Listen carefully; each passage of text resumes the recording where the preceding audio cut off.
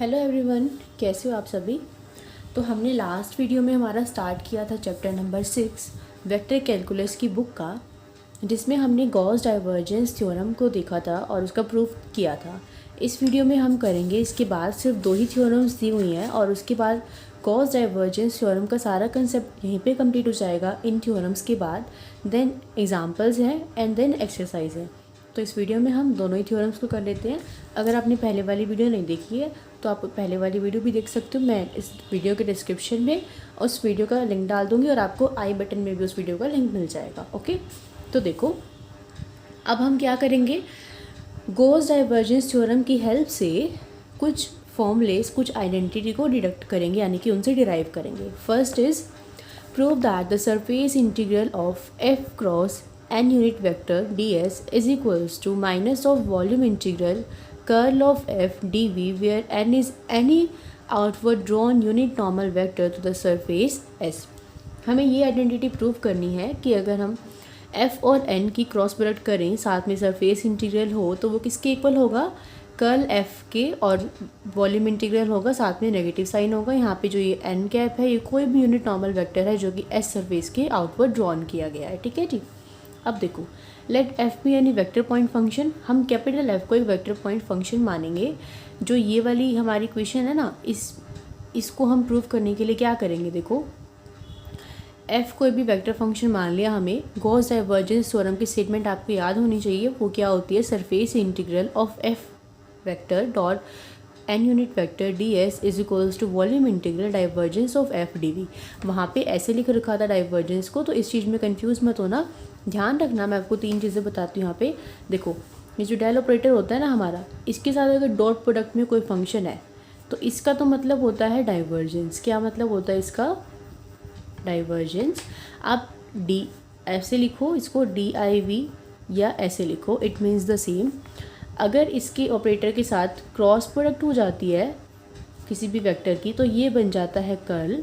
आप इसको कर्ल लिखो ऐसे, कर्ल ऑफ एफ, या फिर ऐसे लिखो, it means the same. Dot product का मतलब डाइवर्जेंस होता है, क्रॉस प्रोडक्ट का मतलब कर्ल होता है, और अगर ना ही डॉट प्रोडक्ट हो ना ही क्रॉस प्रोडक्ट हो, सीधा ऐसे हो, तो इसका मतलब होता है ग्रेडियंट। ठीक है, तो इन चीज़ों में कंफ्यूज मत होना, इनको हमेशा याद रखना। ओके, तो अब देखो, ये हमने कुछ भी नहीं किया, सिर्फ गॉस डाइवर्जेंस थ्योरम की जो स्टेटमेंट थी उसको लिख दिया। अब हमें क्वेश्चन में क्या प्रूव करना है, हमें करना है एफ क्रॉस एन को, और हमारे पास क्या है, कैपिटल एफ है। तो मैंने क्या किया, इस कैपिटल एफ को, क्योंकि एन तो है, देखो इसको मैच करो इससे, एन तो हमारे पास है, बट हमें क्या चाहिए, स्मॉल एफ चाहिए, और हमारे पास क्या है, कैपिटल एफ है। तो अगर मैं इस कैपिटल एफ को इस स्मॉल एफ में कन्वर्ट करना चाहती हूँ, तो मैंने क्या किया, इसको मान लिया कि ये ए क्रॉस एफ है, और यहाँ पे जो ए है वो कोई भी एक आर्बिट्रेरी कांस्टेंट वेक्टर है, इस वजह से मैंने इस कैपिटल एफ को इसके इक्वल मान लिया। ठीक है, अब हमने कैपिटल एफ की वैल्यू को ये लेट कर लिया, तो जो इस इक्वेशन में जहाँ भी आपको कैपिटल एफ मिलेगा वहाँ पे आप इसको पुट कर दोगे, तो ये इक्वेशन क्या बन जाएगी, सरफेस इंटीग्रल कैपिटल एफ की जगह A cross small F into N unit vector into D S is equals to volume integral divergence of capital F था, कैपिटल एफ की जगह क्या आ जाएगा, ए क्रॉस एफ, तो divergence of A cross F into D V. Clear है, ये term as is रखी, यहाँ पे आपने आइडेंटिटी लगा दी जो थर्ड चैप्टर में पढ़ी थी आपने। डाइवर्जेंस ऑफ, अगर 2 वेक्टर की क्रॉस प्रोडक्ट हो उसका डाइवर्जेंस निकालना हो, तो ये प्रॉपर्टी होती है हमारे पास, डाइवर्जेंस ऑफ, अगर एफ क्रॉस जी होता है तो जी डॉट क्या बन जाता है, कर्ल ऑफ एफ, यानी कि अगर इनको आप ए भी मान लो तो बी तो बाहर आ जाएगा, कर्ल किसका हो जाएगा, ए माइनस ए बाहर आ जाएगा, और कर्ल किसका हो जाएगा, बी का। ये आपकी आइडेंटिटी होती है, तो हमने यही लगा दी यहाँ पे। यहाँ पे क्या है, ए क्रॉस एफ है, तो divergence of A cross F किसके इक्वल हो जाएगा, F dot curl of A minus A dot curl of F. अब क्योंकि जो ए है वो कांस्टेंट वेक्टर है, तो कांस्टेंट वेक्टर की कर्ल क्या होगी, 0 होगी। तो इस वाले फॉर्मूले में कांस्टेंट वेक्टर की कर्ल 0 बन जाएगी, तो इट मीन्स ये टर्म 0 बन गई आपकी, ये टर्म तो खत्म ही होगी, तो क्या बचा, minus of A into curl of F. तो इसको सॉल्व करके क्या आएगा, minus of A into curl of F D V. ठीक है, ये टर्म को, इस टर्म में क्या किया हमने, इनको रीअरेंज कर दिया। ए क्रॉस बी डॉट सी होता है, तो आप उसको ए डॉट बी क्रॉस सी भी लिख सकते हो ना, एक प्रॉपर्टी होती है। तो यहाँ पे यही किया है, A cross F dot N था, तो मैंने उसको A dot F cross N लिख दिया। ठीक है, ये माइनस है, माइनस को बाहर ले सकते हैं, volume integral A dot diverge curl of F. ठीक है, इतना समझ में आ गया। अब ए क्या है, ए है कांस्टेंट वेक्टर, तो कांस्टेंट वेक्टर को हम इंटीग्रल से बाहर ले सकते हैं। तो इस कांस्टेंट को बाहर ले लो यहाँ पे, surface integral of F cross N D S. ये माइनस वाली टर्म वहाँ जाके किसकी बन जाएगी, प्लस की बन जाएगी। वॉल्यूम इंटीग्रल ऑफ, देखो क्या करोगे, जब इस वाली टर्म को यहाँ पे लेके आओगे तो क्या बनेगा, ये एस है ऐसे, ए है, डॉट है, एफ क्रॉस एन है, साथ में क्या है, डी एस है। इस टर्म को यहाँ लेके आओगे क्या बनेगा, प्लस बनेगा, वॉल्यूम इंटीग्रल बनेगा, और यहाँ पे क्या आएगा, ए आएगा, डॉट आएगा और कर्ल ऑफ एफ आएगा, साथ में क्या आएगा, डी भी आएगा। ठीक है, तो दोनों में से क्या है, ए कॉमन है और ए कांस्टेंट वेक्टर है, तो इसको हमने बाहर ले लिया दोनों में से। अंदर क्या बचेगा, surface integral F cross N D S plus volume integral curl of F D V is equals to 0। ठीक है, अब यहाँ पे देखो ये हमारा कांस्टेंट वेक्टर है, तो इसको उधर लेके जाएंगे तो 0 बन जाएगा। यहाँ पे क्या बचेगा, surface integral F cross N D S, और इस वाली टर्म को दोबारा से इज इक्वल टू के इधर ले आओ तो ये टर्म माइनस भी बन जाएगी, minus of volume integral curl of F D V. ठीक है, अब इसको मैं क्या लिख सकती हूँ, कर्ल ऑफ एफ लिख सकती हूँ। तो हमें ये चीज़ प्रूव करनी थी। देखो ये देखो, surface integral F cross N D S is equals to minus volume integral curl of F D V. हमने क्या किया, हमने इस वाली टर्म को इसीलिए इधर रखा ताकि इस वाली टर्म को माइनस में वहाँ ले जाके हमारा आंसर आ जाए। इस वाली टर्म में और इस वाली टर्म में हमारे पास ए था, हमें ए को रिमूव करना था, बाकी हमारा जो क्वेश्चन था वो यहाँ तक हो गया था। तो इस ए को रिमूव करने के लिए दोनों को इकट्ठा किया, फिर बाहर कॉमन लेके फिर कैंसिल किया और फिर इस टर्म को वापस वहाँ भेज दिया। तो hence this is your result. कितना आसान था ना, सेकेंड भी ईजी है। देखो, prove that volume integral of F dot, अब ये क्या है, एफ डॉट और ये क्या है, gradient of phi D V is equals to surface integral, ये क्या है, gradient of F dot N cap D S minus volume integral phi divergence of F D V where N is any outward drawn unit normal vector to the surface F. यानी कि इस चीज़ की value का आपको इसके equal prove करना है। तो किसकी हेल्प से कर रहे हैं हम ये सारा कुछ, गॉस डाइवर्जेंस थ्योरम की हेल्प से।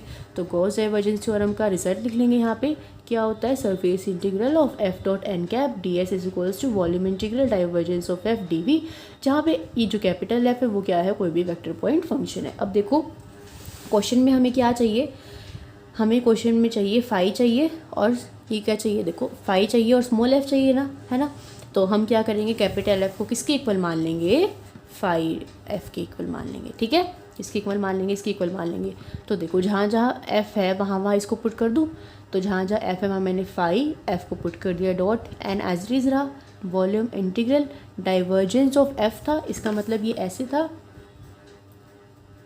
ऐसे था, एफ की वैल्यू को पुट कर दो फाई ऑफ एफ। ठीक है, अब देखो डाइवर्जेंस ऑफ ए बी, ये हमारा फॉर्मूला होता है, अभी हमने जो पीछे देखा भी था, डाइवर्जेंस ऑफ दो वेक्टर हो तो कैसे होता है, फर्स्ट वाला वेक्टर एज इट इज़, देखो अगर ऐसे हो ना डाइवर्जेंस ऑफ ए बी, तो इसका फॉर्मूला क्या होता है, बी तो बाहर आ जाता है, ग्रेडियंट ऑफ फर्स्ट वेक्टर बन जाता है, प्लस जो आपका फर्स्ट वाला है वो एज इट इज़ रहता है और डाइवर्जेंस ऑफ सेकंड वेक्टर बन जाता है। ये फॉर्मूले होते हैं जो हम ऑलरेडी थर्ड चैप्टर में पढ़ चुके हैं, तो यहाँ पे यही लगा रखा है।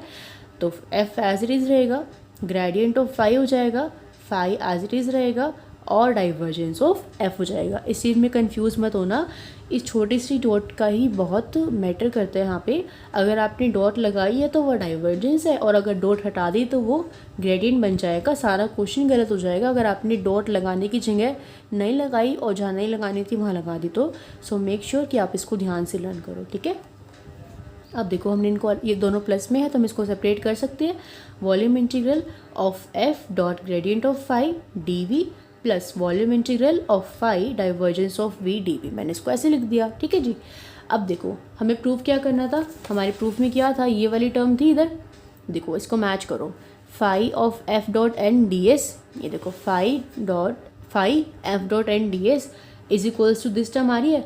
हमें लेफ्ट हैंड साइड में क्या चाहिए, क्वेश्चन की देखो लेफ्ट हैंड साइड में क्या है, डी वी है और इधर ये वाली टर्म्स हैं, तो हमारे पास आंसर तो आ गया, बस हमें क्या करना है, इनको रीअरेंज करना है।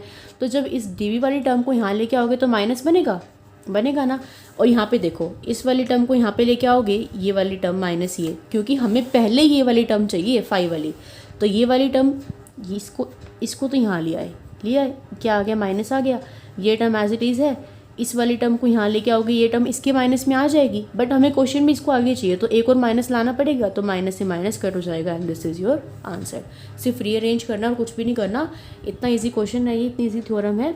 सिर्फ आपको गॉस डाइवर्जेंस थ्योरम की स्टेटमेंट लगानी है और देखना है कि हमें एफ वेक्टर को किसके इक्वल पुट करना है, पुट करने के बाद आपका आंसर आ जाएगा। ठीक है, एक लास्ट थ्योरम रहेगी, उसको देख लो। Prove that surface integral of phi n cap ds is equals to volume integral gradient of phi dv where n is any outward normal direct unit vector normal to the surface s। Gauss divergence theorem लगा दी।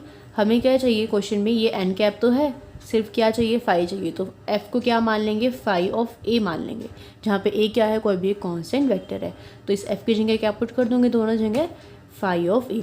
अब यहाँ पे ना तो phi के साथ a की dot product है, ना ही क्रॉस प्रोडक्ट है, कोई भी प्रोडक्ट नहीं है, सिर्फ फाई और ए है। ठीक है, तो phi A dot N cap D S is equals to volume integral, divergence of F है तो डाइवर्जेंस ऑफ फाई ए बन जाएगा इंटू डी वी। क्योंकि ए कांस्टेंट वेक्टर है तो ए को बाहर ले लिया, अंदर क्या बचा, phi into n cap D S is equals to volume of divergence of दो वेक्टर, अभी देखा था ना हमने कैसे ओपन होता है, फर्स्ट वाले का ग्रैड क्या बन जाएगा, grad of phi A as it is plus phi as it is divergence of A, जो भी हमने ऊपर अप्लाई किया था वही फॉर्मूला हमने यहाँ पे अप्लाई कर दिया। ये टर्म एज इट इज़ रहेगी, ग्रैड ऑफ वी, क्योंकि ए एक कॉन्स्टेंट वेक्टर है तो इसका डाइवर्जेंस क्या हो जाएगा, जीरो के इक्वल। अगर कर्ल होता तो वो भी जीरो बन जाता, बट क्योंकि यहाँ पे डाइवर्जेंस है तो ये क्या बन जाएगा, जीरो, तो ये टर्म जीरो बन जाएगी, तो बचेगा क्या, सिर्फ ए डॉट ग्रैड ऑफ फाई और डी वी।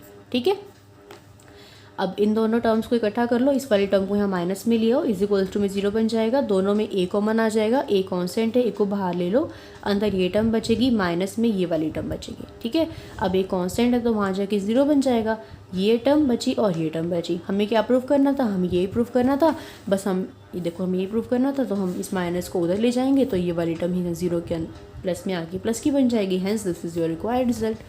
तो बहुत ही इजी गॉस डाइवर्जेंस थ्योरम के ये तीन रिजल्ट थे, ये क्वेश्चंस में यूज़ हो सकते हैं, तो आपको इनको ध्यान रखना होगा।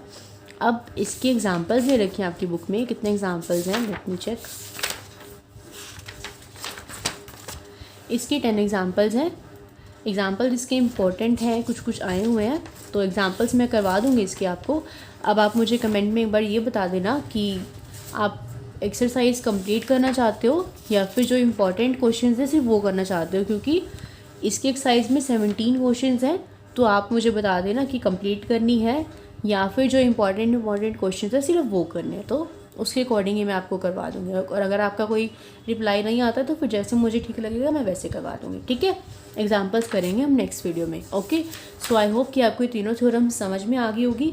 अगर समझ में आ गई है तो प्लीज़ वीडियो को लाइक कर देना, अगर चैनल पे नए हो तो चैनल को सब्सक्राइब कर देना, साथ में नोटिफिकेशन बेल को हिट कर देना और अपने फ्रेंड्स के साथ भी ज़रूर शेयर कर देना। कुछ भी डाउट हो थ्योरम्स में तो वो कमेंट सेक्शन में पूछ लेना। See you guys in the next video, till then bye bye, take care, keep watching, keep studying.